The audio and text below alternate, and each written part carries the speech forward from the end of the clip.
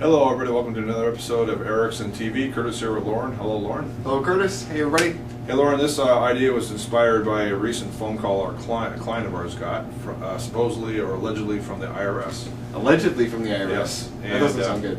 It doesn't, yeah. And, the client was concerned, of course, because they made it sound like there was a legal issue or an amount due.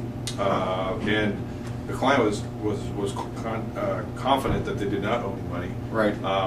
So I did a little research, and it looks like this scam is going around the country in different places, and they're using kind of like those robo-phone automated phones where they do massive phone calls. And the issue though is that if a person answers and talks to them, they sound pretty authentic. They even are using fake names and fake IRS badge numbers when you talk to them. Wow. Some of them are able to recite the last 4 digits of the victim's social security number, so they make it sound like they know some information about you. Right.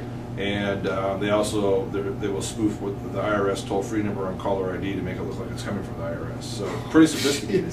Yeah. And their end game, it sounds like, is they're saying that you owe some money and they want you to either pay with a prepaid credit card or a debit card over the phone. And so which the IRS never does. Right. That's exactly right. So thank you. That's a great point. The IRS says that they never ask you to pay over the phone. Right.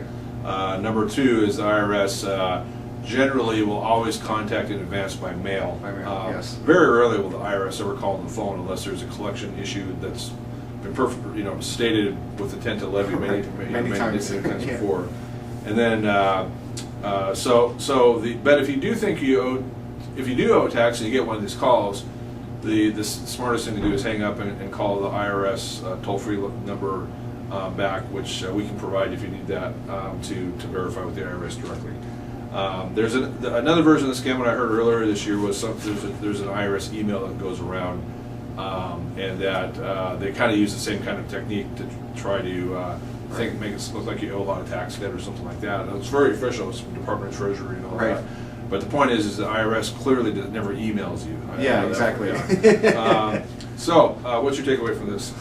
Yeah, the two big things that we already mentioned. The IRS never emails anybody, and they certainly never do any important business over email. Right. And they do, on rare occasions, call somebody, but only if they've been mailing previously, and they don't get anything done really over the telephone, other than maybe set up an appointment to talk with you somewhere. Right. They don't use those kinds of forms of communication. So when people are using those forms and claiming to be from the IRS, they're probably not. Okay. Well, thank you for watching this episode of EricksonTV. We'll see you next time. Bye now. See you next time.